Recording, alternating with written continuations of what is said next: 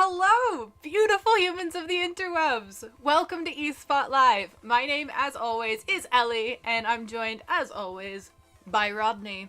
Rodney says hello. Today's a good day, and you wanna know how I know this? The chat is already lit. I cannot tell you how much it warms my heart to see people connecting in the chat all the time. Woohoo! Love it. So yeah, lots going on. Happy Thursday.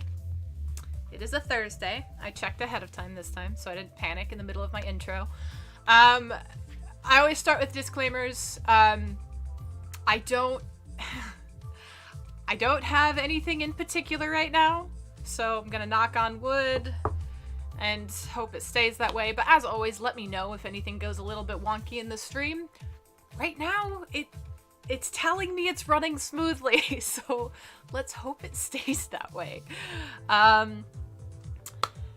Yeah, I think, honestly, that's all I've really got for intros. I've got Panda and G-Man chatting in the chat, which I love.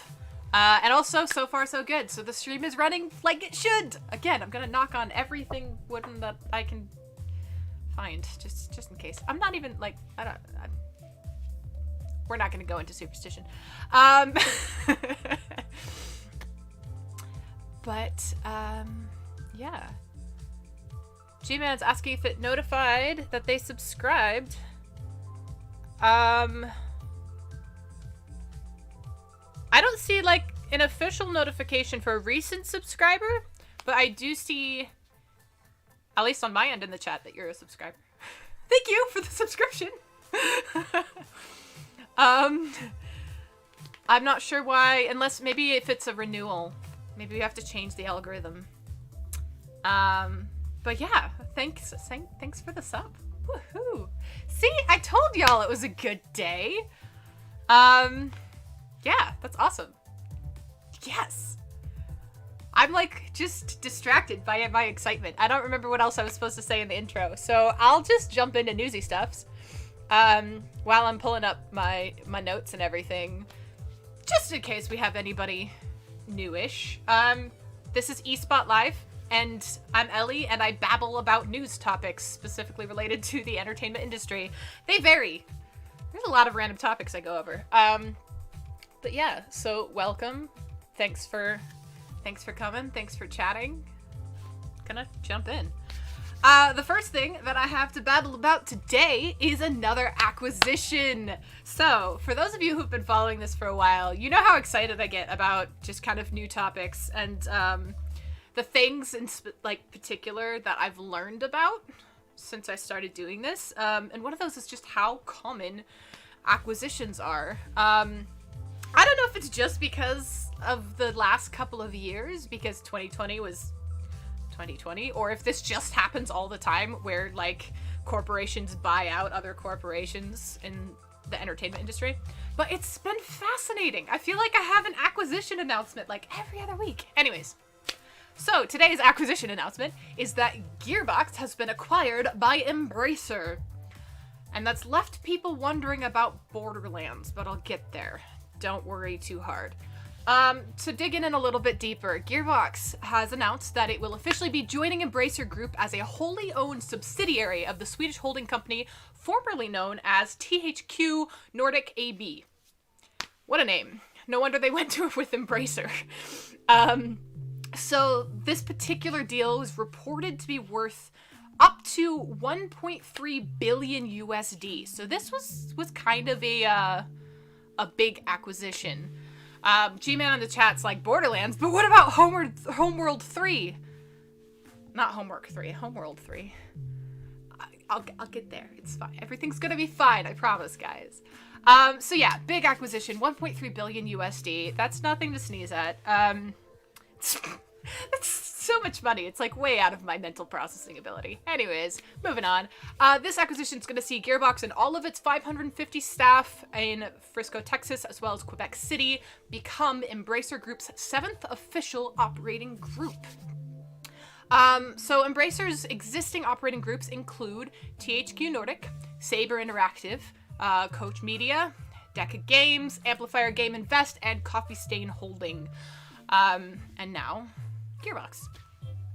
So, Lars' vision of Embracer as an allied partner group committed to fueling and accelerating the ambitions of a series of decentralized, successful entrepreneurial companies while magnifying the collective value and advantages of diversification across the entire group is the most brilliant strategy designed for short, medium, and long-term success in this industry that I have ever encountered in my 30 years in this industry.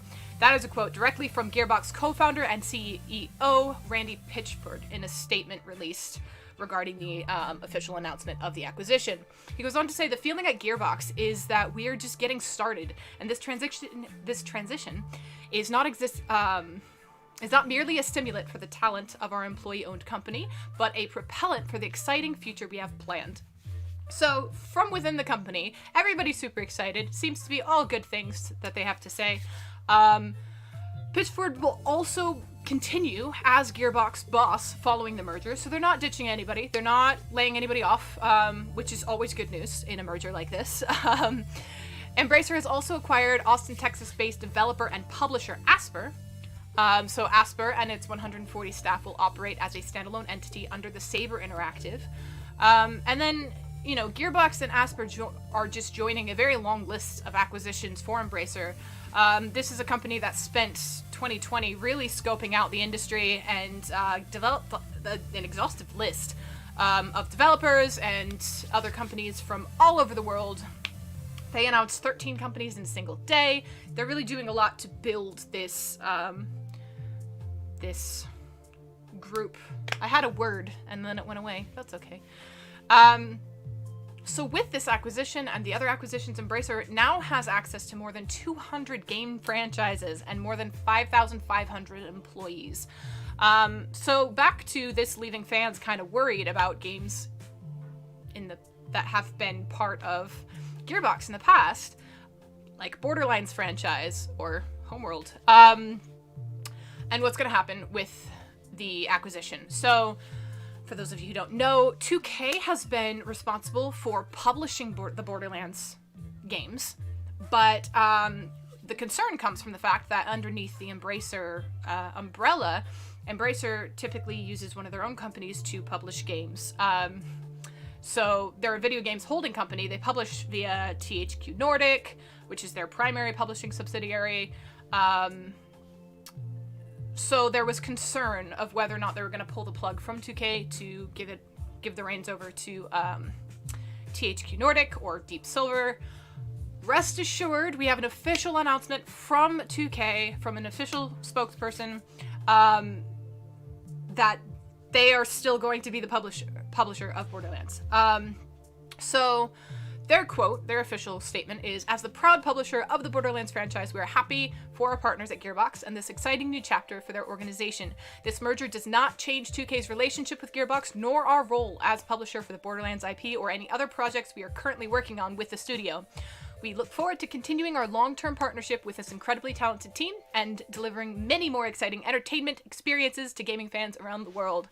So, this particular acquisition is not changing the publishing deals, which is a very interesting and I think exciting development in this, because typically in a situation like this, they would take over the publishing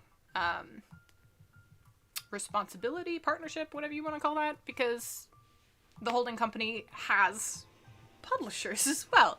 But I think it's super important to, especially when you've been building relationships, communities, whatever, partnerships with other companies, with other groups, and producing quality, beloved franchises, I think this is a very smart move on their end to maintain that relationship, to allow 2K to continue doing the publishing. And so, yeah. No need to be alarmed by the acquisition. The amazing, but hopefully with maybe a little bit more financial backing, because that's again what we're seeing a lot of in these acquisitions that have happened, are a surprising number of I don't know how, like, the official wording for it, but there's been a surprising number of very relaxed partnerships happening where acquisitions occur, but the companies remain autonomous. and able to work with the partners that they've already developed, which typically means more funding. I mean, there's other things that go on behind the scenes, of course, but yeah, here's to the future of Gearbox. I'm excited to see what comes of this acquisition. But it looks like everything that's kind of been nerve-wracking about the acquisition, we don't have to be worried about. Yay! Yeah, that's it on that particular topic, unless anybody's got comments, concerns, 2 cents to chuck in the hat. Anyways, moving right along. The next topic that I have to chat about just brings me so much joy. Unless you have been living under a rock, which, you know, I can't really judge. You've probably seen the Bernie Sanders memes that have come from the inauguration.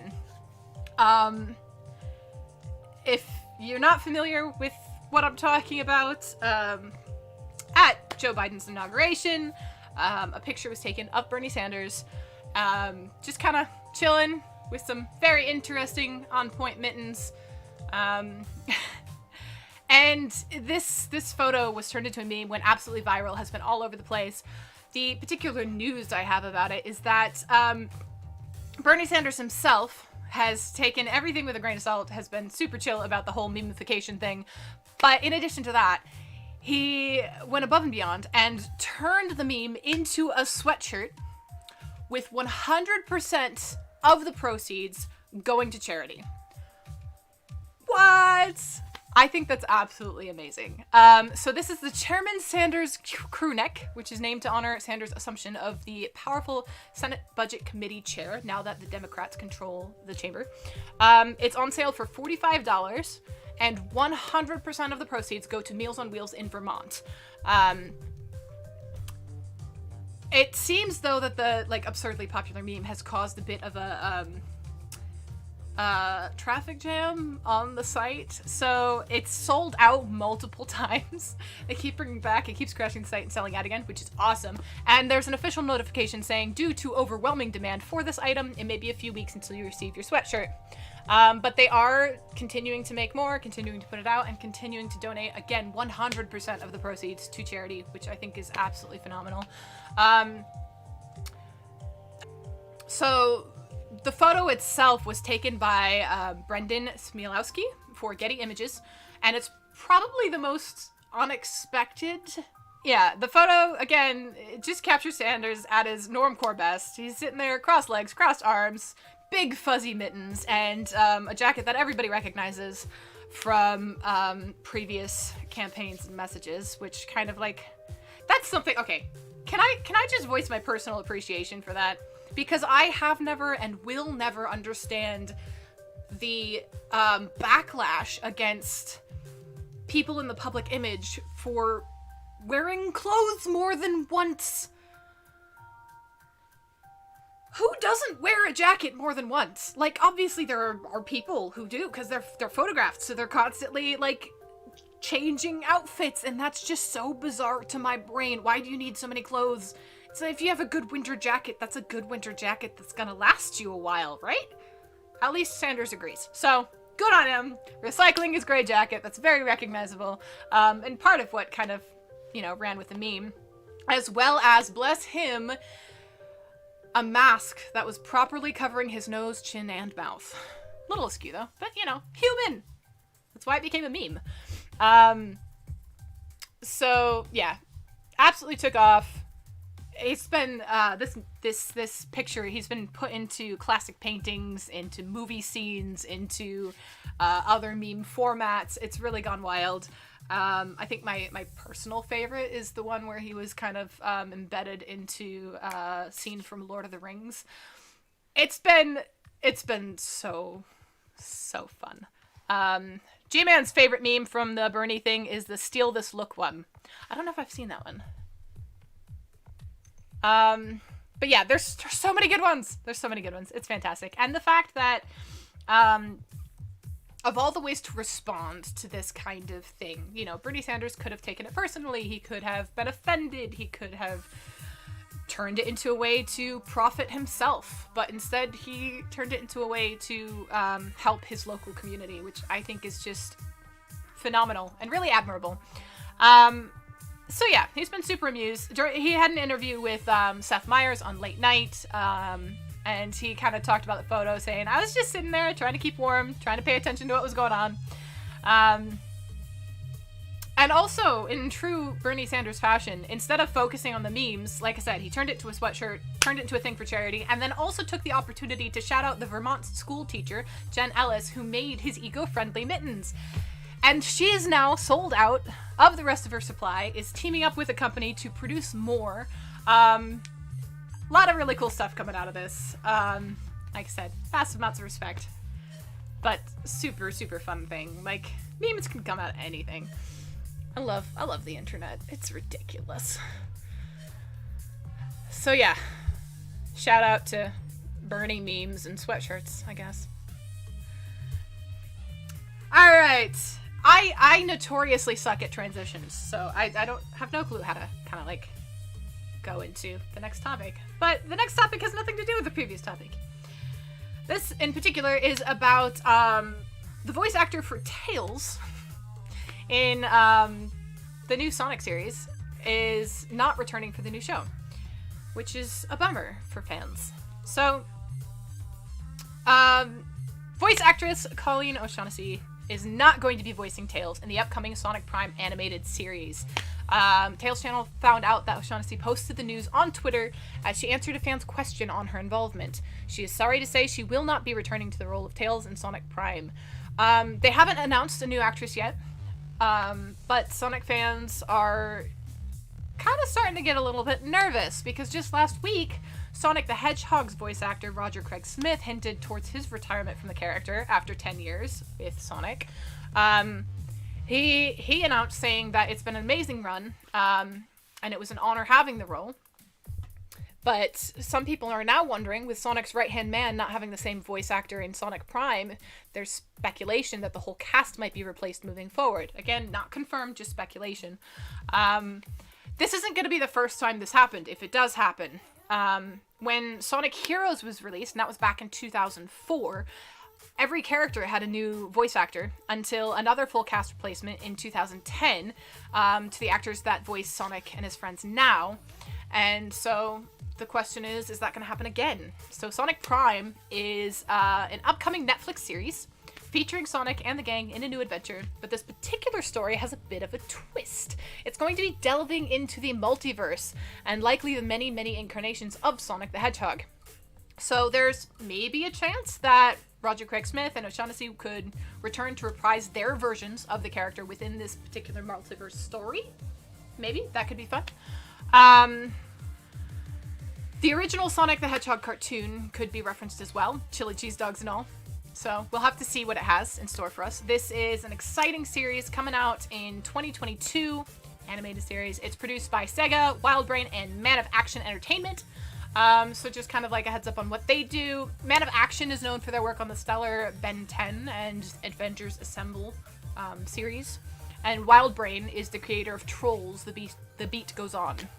So big powerhouses behind what is one of gaming's most iconic characters. So here's to hoping. I feel like, I've said this before, but like, video game adaptations are very, like, on or off. Like, they're either really, really good or not so much. So here's to hoping that this comes out and is on the really, really good end of the spectrum. But with the talent that they have behind production-wise, I think that there's a lot of hope for this. But with, again, new talent, at least behind the voice of Tails, if not Sonic as well. O'Shaughnessy herself began voicing Tails with 2014 Sonic Boom and has continued doing so since then. She even took on the role during the Sonic movies teaser when they teased Tails. The sequel for that is reportedly shooting this March and is expected also to release in 2022, but it's not yet known whether or not she's going to reprise the role for that particular film. So, again, it's likely that they might get a Hollywood name to fill in the role, but yeah, it'll be interesting to see kind of how this looks moving forward with all the different versions that exist. But again, especially with this, the concept of it being a multiverse has a lot of opportunity there. But again, like a lot of opportunity to do really well and be really cool, and a lot of opportunity to be a little not so cool. So for fans who are specifically looking forward to a return, I'm sorry to announce that will not happen. For fans just kind of looking forward to the series and wanting to check out what it is, look forward to it in 2022. Panamental in the chat is saying, personally, my favorite Sonic voice actor was Ryan Drummond, who voiced Sonic in Adventure 1 and 2. Roger Craig Smith did a great job as Sonic, though. Also, he was the voice of Ezio from Assassin's Creed 2, Brotherhood, and Revelations. Really cool! That's awesome. Yeah. I feel like... yeah, voice acting and the legacy behind taking over a role is such a fascinating, like, world. Because it really is. Voice acting is a very different world from live action acting. There is a lot of crossover, of course, but it's very different, and so it's interesting kind of how that works, how some people will step in with the intention of mimicking an original actor or a previous actor who was well loved, and then some people come in and really make it their own.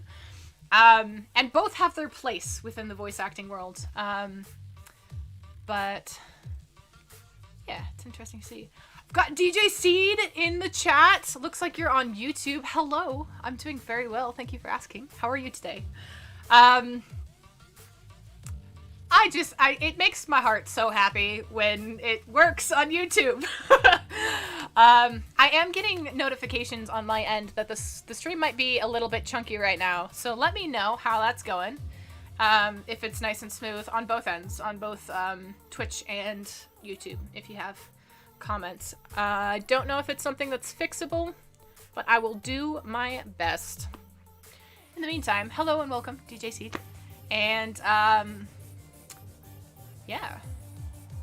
That's all I got on voice acting for this moment. The next topic I have to chat about is another one of those recurring themes. It's a lawsuit! Okay, so I feel like I'm a broken record when I say this, but it just never ceases to, like, amaze me and amuse me. The gaming industry and the entertainment industry at large is so dramatic, and I shouldn't be surprised by that. I really shouldn't be surprised by that, but I always am a little bit. So here's some more drama, but before I address the drama, I want to call out DJ Seeds, or Site. I'm probably, like, butchering your name, sorry. I'm gonna call you DJ, because I can't butcher that. So DJ in the chat at, on YouTube is saying you like the music. So thank you for that.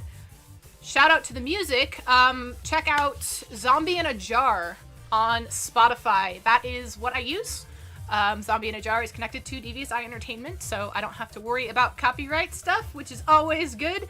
But yeah, if you like the music, check out Zombie in a Jar. There's multiple albums. It's all kind of like this, not all, but there's this really chill kind of, I don't know, I lost words. It's fine. I love the music as well. That's why I use it. So, I'll go ahead and put it in the chat. Shameless partner plug right now.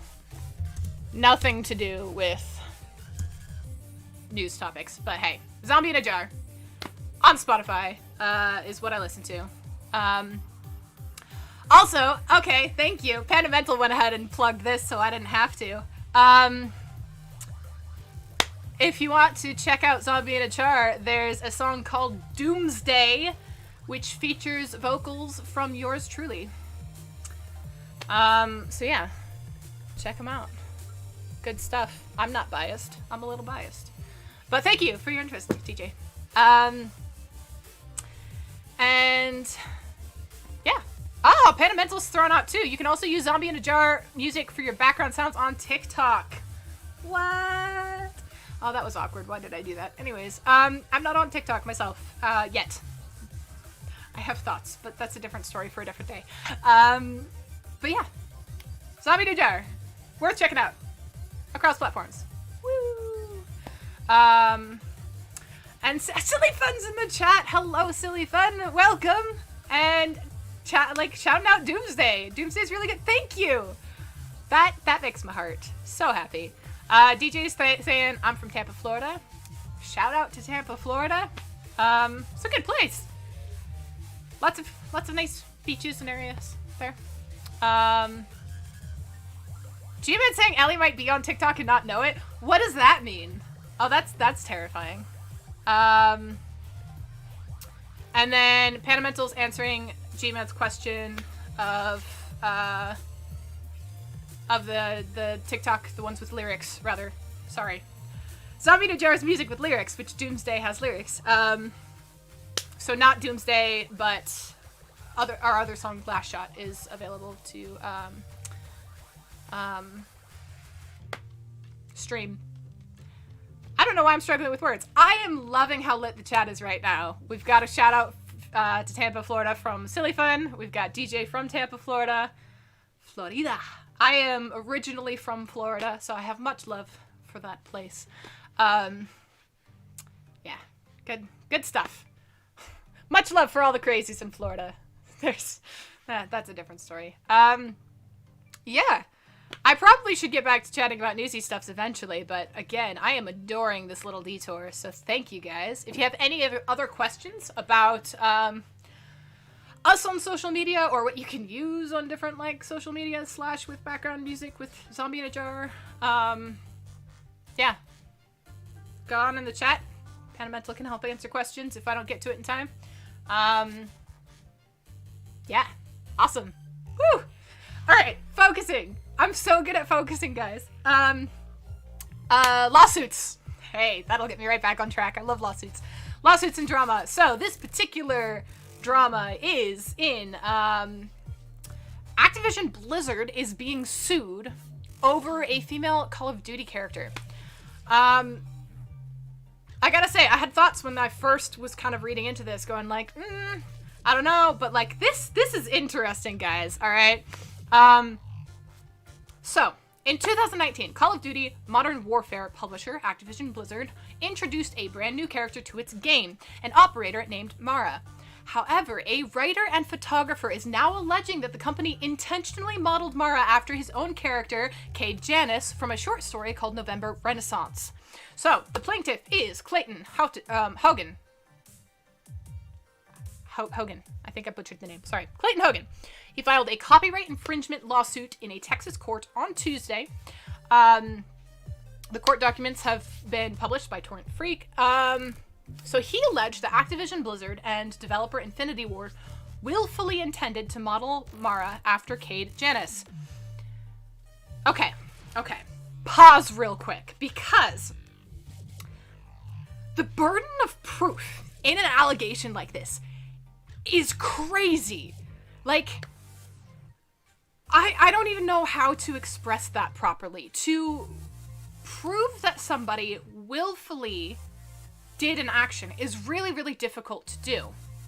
So, at first glance, again, I'm like, is this even possible?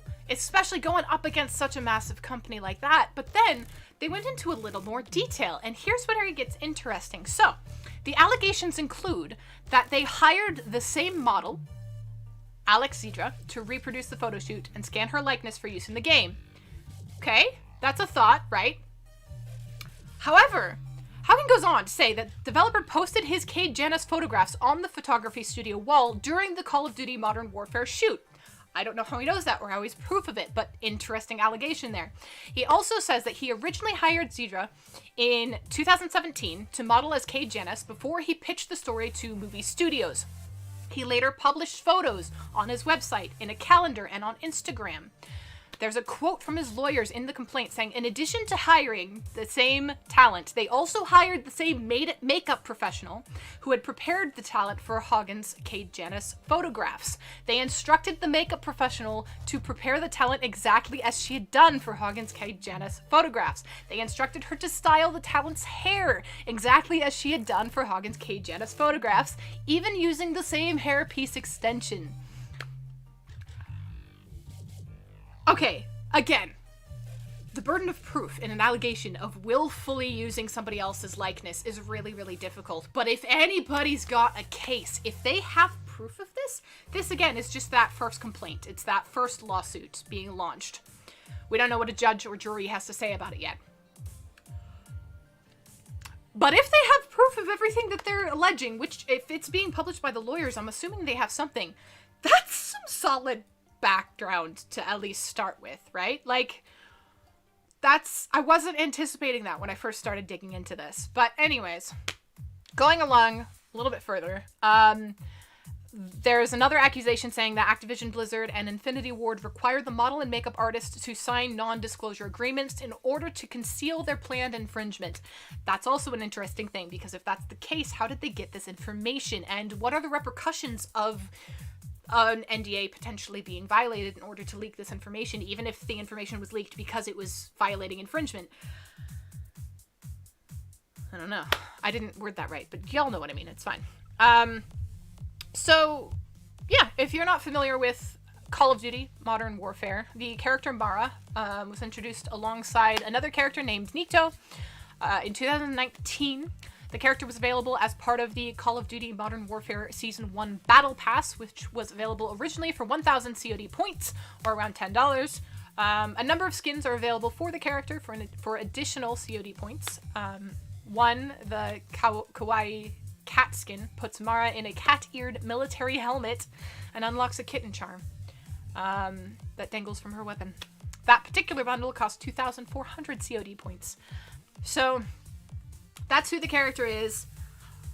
I find it fascinating. That's one sentence at a time, Ellie.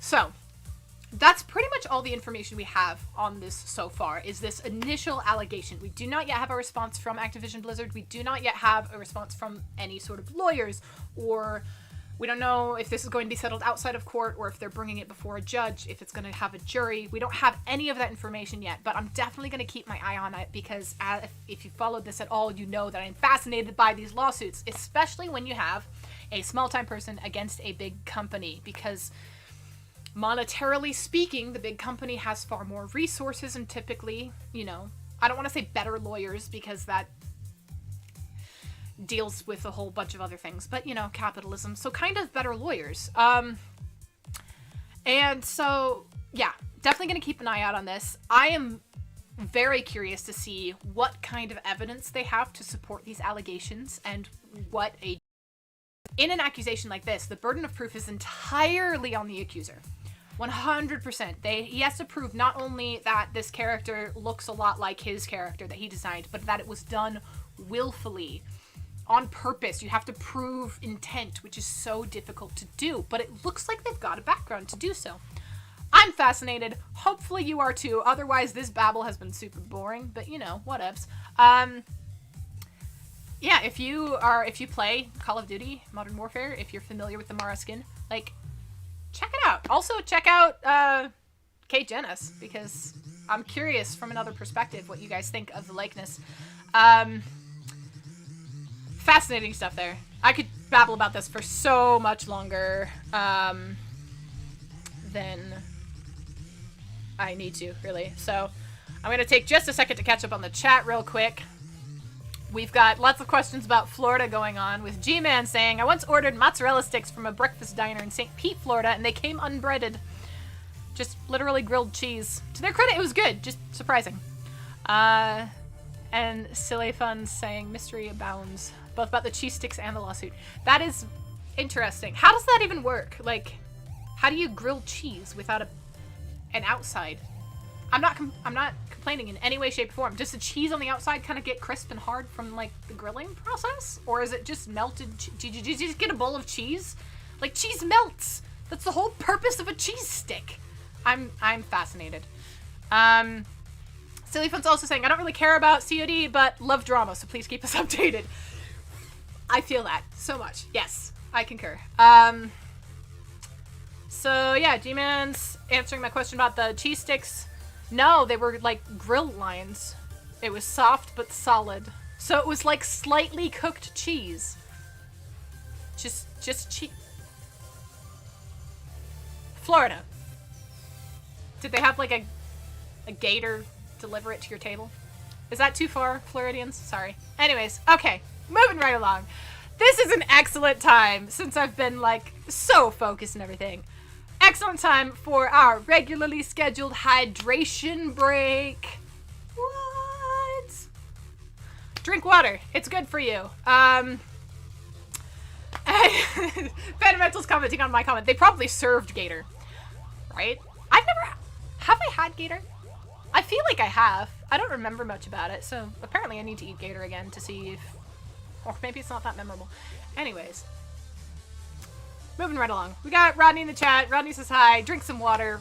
Rodney advocates for hydration, proper hydration with H2O. Apparently gator tastes like chicken. That's good to know. Yeah. I don't have anybody complaining about the water, so I feel like I can't really yell at you guys too much. I don't yell, but, you know, I get really excited about it. Be good to your kidneys. Drink some water. I'll be back shortly. If I can find the button.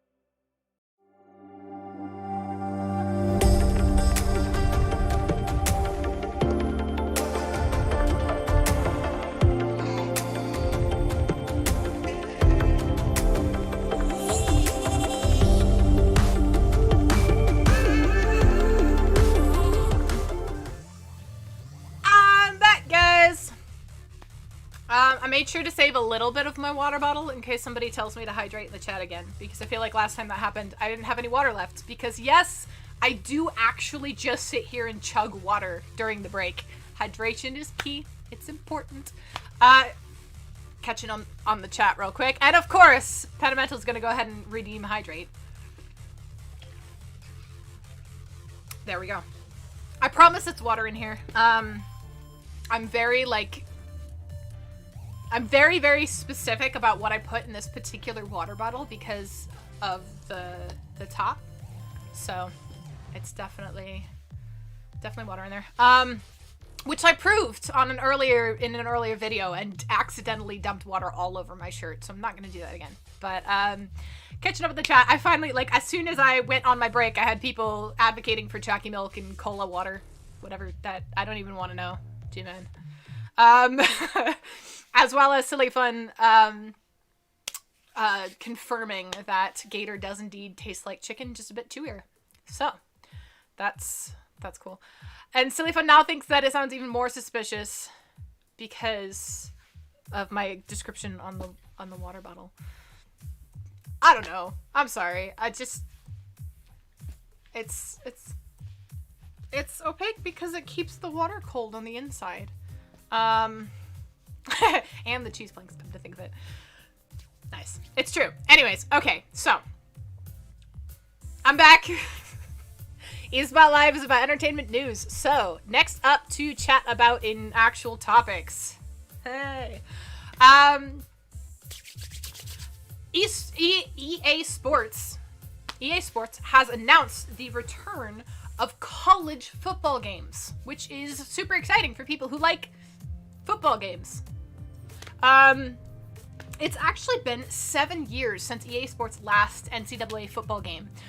So following a 2014 ruling that prohibited college athletes from getting compensated for their likenesses, EA's popular college football franchise was halted indefinitely. That is such an interesting thing that I didn't know was a thing. I learned so much through this, guys. But yeah, so a ruling actually prohibited college athletes from getting compensated for their likeness, which obviously means that EA Sports couldn't use their likeness because they can't just steal their likeness without compensating them. So it turned into this whole thing that like halted the whole franchise. However, there has been a new announcement that has unveiled some exciting news for fans who have been waiting to take to the collegiate gridiron once again. NCAA football is coming back. However, now it has a new name. It's going to be EA Sports College Football. In an interview with ESPN, EA Sports VP and GM Daryl Holt talked about the reason behind the franchise name change. He said, EA Sports College Football gives us a name and a brand to kind of work around for some things that might evolve, as well as what we're focusing on really out of the gate, which is really the FBS Division 1 schools, FBS Division 1 schools, and the road to the college football playoff and college football championship. Words are difficult. Additionally, in a recent press release, EA Sports EVP, not to be confused with the VP, and GM Cam Weber stated, "We've heard from the millions of passionate fans requesting the return of college football video games. We love the energy, tradition, and pageantry of college football, and I am beyond thrilled to say we are back in development. We have a lot of really exciting work ahead of us and a great team that is eager to bring a new game to players in the next couple of years." So despite this being still in very early stage development, NCAA football and Madden Studios EA Tiburon will be helming the process. EA has partnered with a collegiate licensing company called CLC to gain access to over 100 FBS schools, including each school's traditions, uniforms, and playbooks. So team rosters will still be devoid of student likeness, but EA Sports will be continuing to watch any developments to likeness rulings. While it's safe to assume the large-scale events like the National Championship or potentially other well-known bowl games will make appearances, there has been no word on any new or returning game modes for the previous NCAA series. A launch date is likely very far off, but fans can rest assured that a new college football experience is on the way. Super exciting stuff there. Silly Fun in the chat is saying that there are a lot of problems with how college athletes are treated, especially the profits made off of them.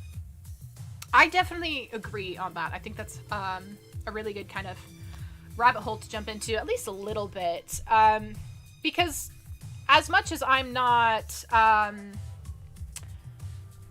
necessarily too knowledgeable about football in general, but specifically college football, I do know that this isn't the only similar situation.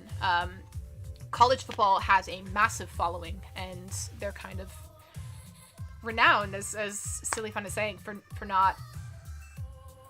People are profiting off of these players without the players receiving compensation for it, and that's well known enough that I knew about it. Which is saying something, right?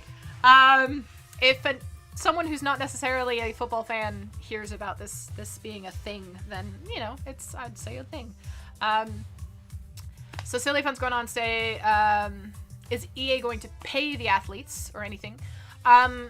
So here's the thing. I think what they're doing with this reboot is kind of bypassing the players themselves. So they're using, like I said, they're using the uniforms, they'll use the playbooks, they'll use the traditions, they'll use kind of like all of this to kind of create the team, but the teams themselves will probably just be models, actors, things like that, to actually create the players themselves,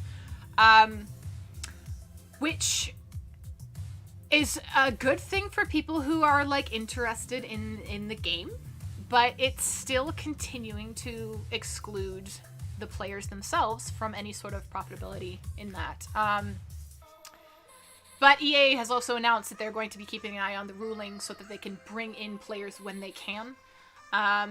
It'll be interesting to see moving forward what happens with this. I don't know the full history of that original ruling back in 2014 about compensating players for their likeness. So it'll be interesting to see if that's challenged with this new game, if they're trying to go forward with it, or if they just, like I said, they have that opportunity to bypass it altogether, and to use general information about how a team plays without actually using the team itself, which means they're not bound to compensate the team, which kind of adds a little bit to the fact that these people are not being compensated for what they're doing, just because they're college students. It's like it's kind of like anyone else getting a degree, right? Like, work for us for free, and then we'll give you a paying job when you have 10 years of experience and this very specific degree in this very specific field. So yeah. So if I'm saying it could be interesting if they set up scholarship funds or something. That would actually be super cool if they are able to use the proceeds that they make to still benefit the demographic that they're able to take advantage of. We'll have to see on that. That's all I really have on that particular topic. I don't know anything else as of yet, and because it's so far out, I don't know when we'll next get an update, but when there is an update, of course, we will bring it to you guys. So yeah, if you're a fan of that particular game, you can look forward to it coming back. It's probably, as I said, going to take a couple of years. It's a fairly large-scale game to kind of work out, and they have to work around all of these legal aspects, but it is on its way, so if you've been asking for it, you've been heard, which is also important. There you go. Moving right along. Something else I'm super excited about. If you're a fan of Crunchyroll, Crunchyroll is partnering with, wait for it, Idris Elba to develop sci-fi anime thriller. Y'all, these are like all of my favorite things wrapped in one. In terms of like crossovers or collaborations that I did not expect, this is high on the list, but man, am I thrilled with it. Crunchyroll has officially announced that it has partnered with Idris and Sabrina Elba in conjunction with Idris's Green Door Pictures as well as Sabrina's Pink Towel Pictures in order to develop a show under the current working title of Dante. It's a dark fantasy animated series that's being developed specifically for Crunchyroll's streaming service. Alongside this news, Crunchyroll also revealed that the service just surpassed their 4 million subscriber milestone in January of 2021, which is just 6 months after breaking the 3 million subscriber mark, so they're doing pretty well for themselves. Dante, this show, again, working title, it's been announced as, quote, an Afro-futuristic science fiction series that is set in a city where the rise of biotechnology has created an ever-widening gap between the haves and have-nots. Two rising stars from either side of this divide are pitted against each other in a story that will ultimately explore equality and kinship within a corrupt society. The Elbas released a statement saying, "We are really excited to be announcing this deal on our first anime. We're both fans of the genre and see a huge opportunity to create something unique for a powerhouse like Crunchyroll. The story of Dante is our first collaboration as producers together and is one that is close to our hearts." I'm so excited about this, guys! Like, is this just me? Am I just like a crazy fan? Maybe? I don't know. It's really fun saying that. Sounds awesome, so it's not just me. Whew. Is there anything Idris Elba can't do? Right? Yeah, I'm a little obsessed with sci-fi, for those of you who don't know. I don't know how you don't know, but yeah, a little obsessed with sci-fi. Very interested in anime. A little obsessed with Idris Elba. And then also just more Afro sci-fi and fantasy in the world. As Silly Fun is saying, we need more of this. And this is a super fun development. I'm super excited. The names, the talent behind this, oh my goodness, and it sounds so good. I'm stoked. I'm just like, so excited. So yeah, again, we'll definitely keep an eye on this, and as there's more information, as, you know, people are cast and development proceeds and release dates are set, we will definitely keep y'all updated because we're super excited about this particular collaboration. Woohoo! Completely unrelated. For those of you who have been looking forward to exploring Japan's Super Nintendo world and have been disappointed by the fact that the opening has been delayed, there's a new opportunity in the mix that's actually kind of fun. You will be able to explore Super Nintendo World in Minecraft. So, we've been learning a lot about this Super Nintendo World. It's the newest addition to Universal Japan. I talked about it several weeks ago. We're all super excited about it. It seems like it's going to be a lot of fun, have just so many cool, new, and exciting things to play with. So it looks like the opening's being delayed, but we still know a lot about it. We know a lot about how it looks, a lot about how it's set up. They've been really doing a good job of releasing these like tidbits to keep people interested in it, even in the middle of a pandemic. So pretty much no one's really seen the full park itself outside of a few, select industry insiders, theme park journalists, etc. They've been able to go in and kind of release information about it, of course. But now you can fix that digitally and enter yourself. So, over on Planet Minecraft, intrepid designer Dippy22 is hard at work crafting a one-to-one replica of the park. So, quick rundown of the project. It's quoted as saying, "If you may recall, I created a fan adaptation of the land last year based on some early concept art.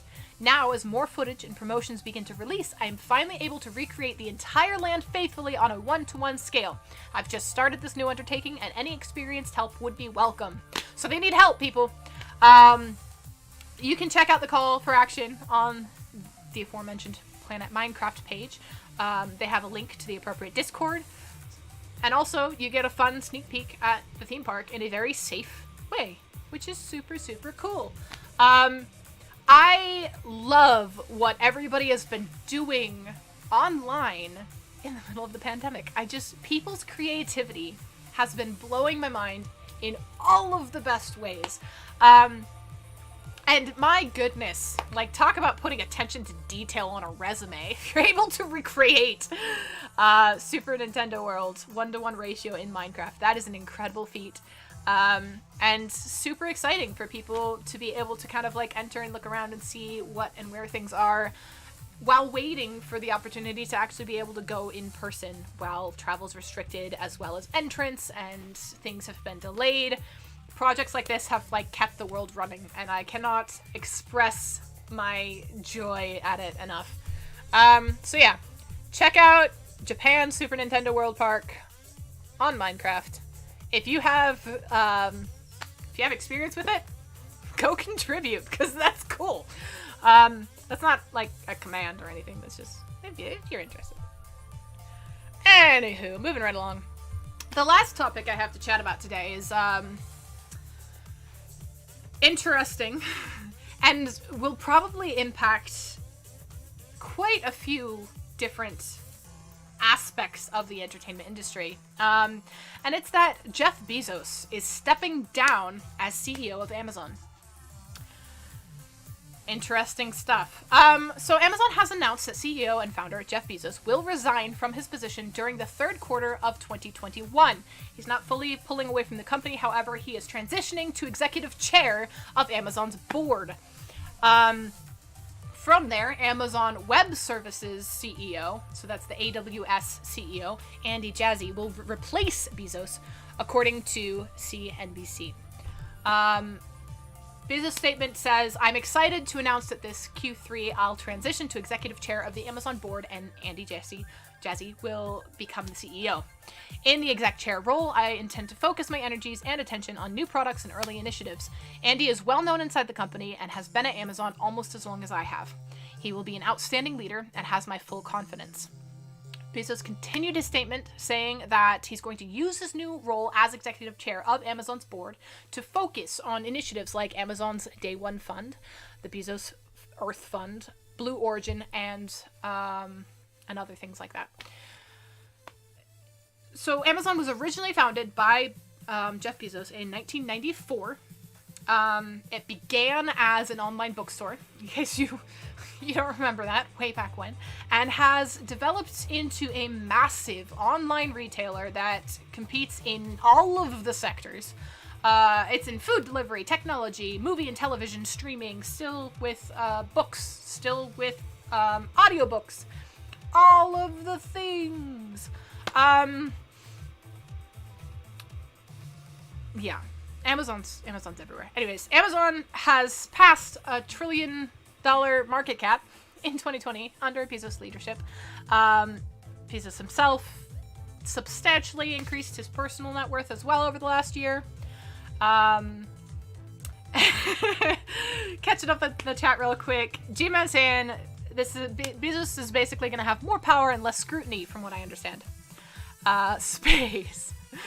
And Silly Fun saying if we have nothing nice to say, we're not supposed to say it, right?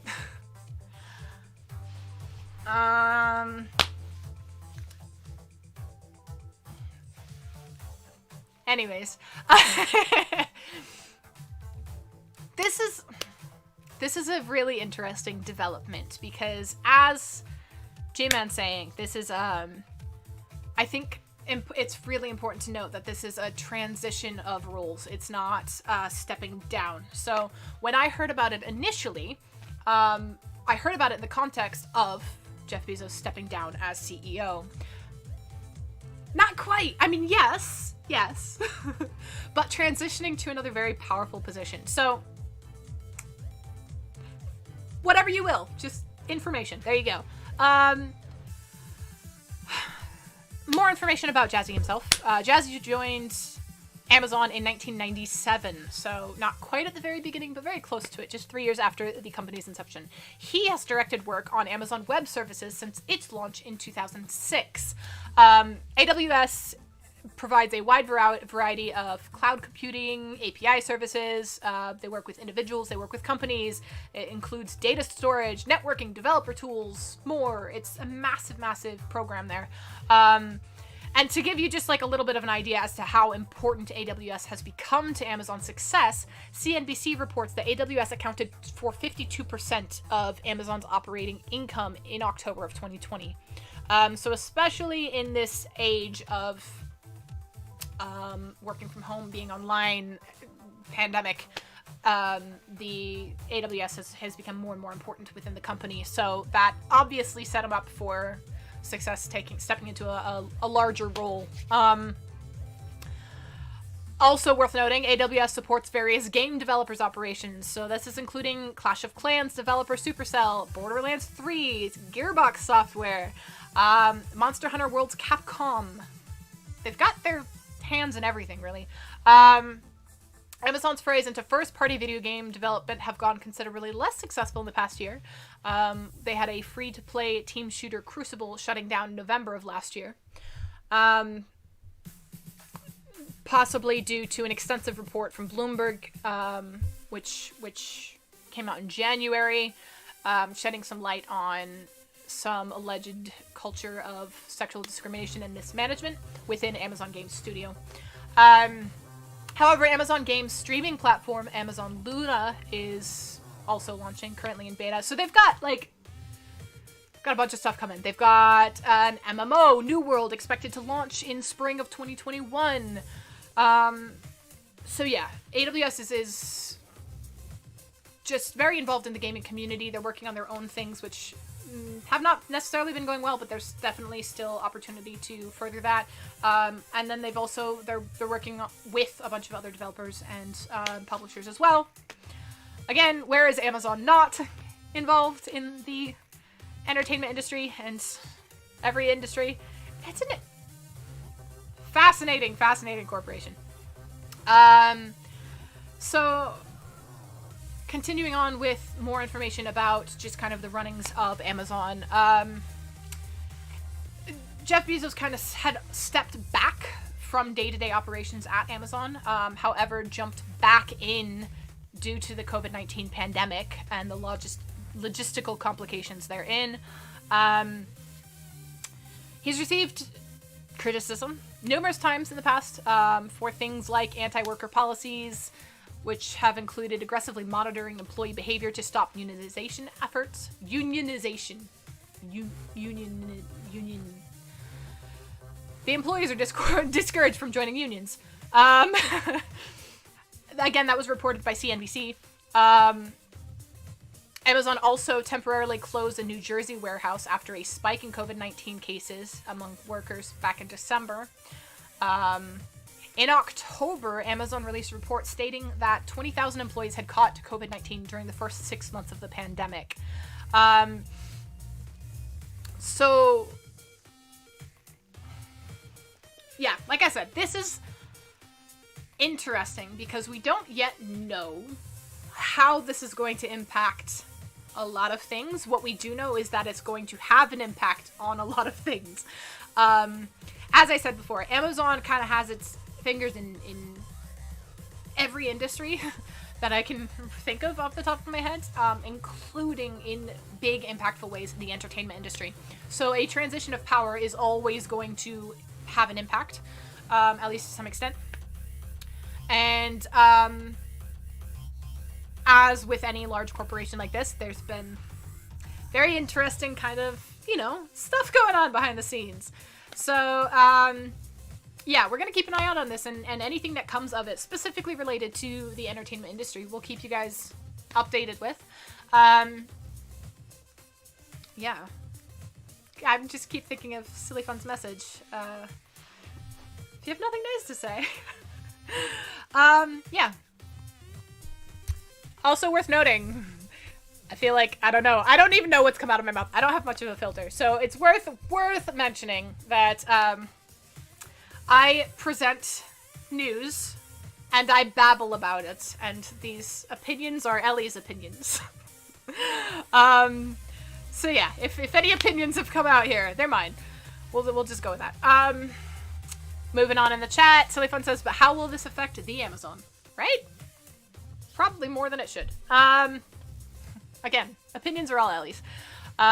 So G-Man saying, so Bezos is going from a role where his job is executing the will of the board to one where he's determining what the will of the board is. Like going from president to majority leader. So it would seem, it's going to be interesting, and we're going to keep an eye out on how this does impact, multiple industries, including the entertainment industry. So yeah. As of now, that's really all the information we have. We just have the very basics. We know that Bezos is stepping down, Jazzy is stepping up, Bezos is stepping over. Not removing, but stepping over. And we have yet to see how this is going to impact the company moving forward. The transition itself is not going to occur until the third quarter. So it's not happening right away. This is happening later in the year. But we will keep you updated. Yay! Silly Fun saying the internet tried to censor me, or maybe it just buffered. Probably a buffer, or maybe even a self-buffer, because I do that sometimes, where I just kind of stumble over words and then freeze. Anyways. That's it. That's all I got. That's eSpot Live today. So, before I dig myself into an even deeper hole, I just want to, as always, thank you guys so much. I've really enjoyed today's babbles. I hope you guys have as well. Thanks for hanging out in the chat, because that just makes my heart so happy. I want to take a little bit moment. I did a shameless plug earlier for Zombie in a Jar music.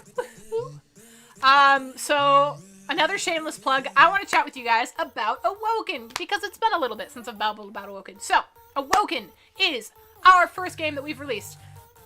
TVSI Entertainment. If you don't know who we are, that's... Anyways. Awoken is Chapter 1 of Reverie. It is currently available on Steam in its early access version. The cost is $29.99. If you purchase it now, you get the full version when it comes out later this year. The early access version, players are going to have access to up to about 75% of the final game content. We're really putting a lot into that. You can check it out in the chat. And I'll go ahead and also add it in the chat for those of you who can't necessarily see it. I believe this message is only visible on Twitch. So here you go for those of you who are on YouTube as well. Check out Awoken on Steam. This early access version is super important to us, because this is how we're getting our feedback to produce a quality full version game for you guys. You're getting a decent chunk of the world. There's still more to be seen with the final version. In this early access version, you get to explore a lot of the open world's nightmarish realm of Mount Moira Hospital. You're going to have to really find your way through a labyrinth of the grounds, which is super fun. There's a lot of horrors lying in wait. We put so much work into this, and by we, I mean the amazing developers on the DVSI team. I don't know how to do that, but they're working really hard. They're doing some really amazing things, and we have updates coming, and we're going to continue to have updates coming for you guys. We really are working to make this an amazing experience for y'all. And I'm super excited for the updates that are coming. There's some really, really cool stuff happening. You're going to be able to, in this early access version, experience a wide variety of locations, environments. You're going to be able to interact with various creatures, as well as the inhabitants of Mount Moira. The gameplay for this early access version is going to be a little bit different from the final version, so it gives you opportunities to do new things, or things that you might not be able to do in the final version, so it's worth checking out. It really, really is. This early access version is kind of more of an action survival horror. You get to take on the role of Alan Mason. So this is a mentally scarred war veteran who's looking for his missing sisters. The final version of the game, you're going to be taking on the role of Riley, who's Alan's younger sister. The gameplay for that is going to be, it's going to change a bit, and it's going to be focused more on that horror survival. So you're going to be focusing on strategizing and hiding and things of that nature. The purpose of the early access version, it gives you a chance to fight back against the horrors of Mount Moira before being fully immersed in the full-on helplessness of Riley in that final version. Panamental saying in the chat, they've done an amazing job working on the upcoming update. I concur. I have seen kind of pieces of what they're working on, and guys, it's cool. This stuff is so, we're super, super excited about it. Our team has been putting in so much time and energy and effort, even in the middle of a global pandemic. We've had so many setbacks because of the global pandemic, but really we're just putting all of our effort into making this a really amazing experience for you guys. So, for every single person who has purchased Awoken, thank you. For every person who's given us feedback, thank you, because we're listening, I promise. For those of you who haven't checked it out yet, if you like horror, give it a try. Like I said, it's $29.99, available now on Steam, early access. You're gonna get the full access version as well. If you're looking or waiting for the right time to buy it, really, when is the better time? Because there's a pandemic on, and this is a game to play. And like I said, we're putting a lot of effort into it. There's a new update rolling out very soon. And yeah. My best pitch for it, though, is if you buy it now, you get the full version as well. So, if you wait for the full version, then you're gonna have to pay the full price for it. Ellie's pitch there. Still working on how to do that well. Anyways, now that I've done with my second shameless plug of the day, I'm gonna wrap it up. Thank you guys so much. Nice. Thank you, G-Man. Plugging Awoken for us. Thank you for your support. Thank you for your involvement in the chat. Thank you for making today a good day. It's my birth month, so I'm celebrating this month, and y'all have made it awesome. All right. Make sure that you are staying safe and healthy in the middle of this pandemic. Make sure you're staying hydrated because it's good for your kidneys. Treat your kidneys well, and they'll treat you well. And then, of course, as always, make sure you stay devious.